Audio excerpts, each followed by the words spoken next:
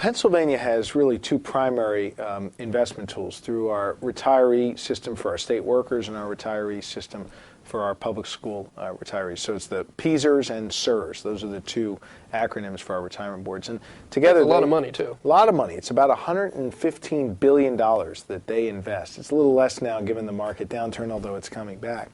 And of that $115 billion, about $2.5 billion, that's with a B, billion dollars, is invested in foreign companies that are currently doing business in Iran and in Sudan. And of course, Sudan is where Darfur is, where genocide is occurring. I mean, actual genocide is occurring.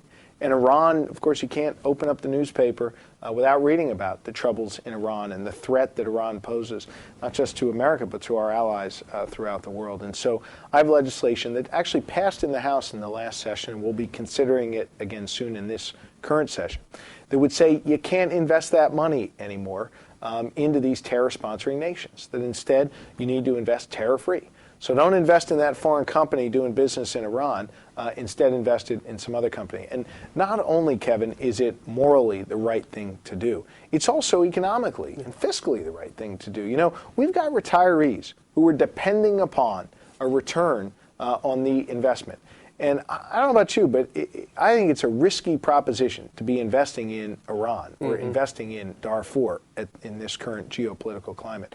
You know, we need federal legislation to pass and state legislation to pass to really enable this to happen. I've teamed up with Senator Bob Casey, here from Pennsylvania, of course, who's led the fight in the U.S. Senate, who's passed his bill in the U.S. Senate to make this happen, to essentially establish the parameters to go about doing this divesting. We already have such a federal bill on Sudan. We need this one on Iran that Senator Casey has authored, and it's critical that we get it done. Again, morally the right thing to do, but also fiscally the right thing to do. Well, you mentioned fiscally. Let's stop again and show everyone a clip of Representative Shapiro speaking during a recent news conference here at the Capitol about why divesting fiscally is the right move. We must invest prudently, and prudent investments require us to divest from foreign companies that actively do business with these terror-sponsoring nations.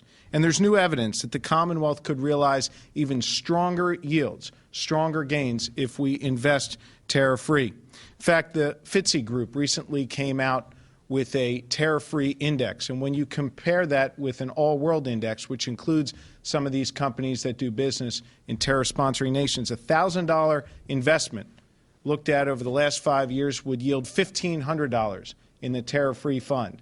In the non-terror-free fund, it would yield just $1,180. It is financially a prudent thing to do.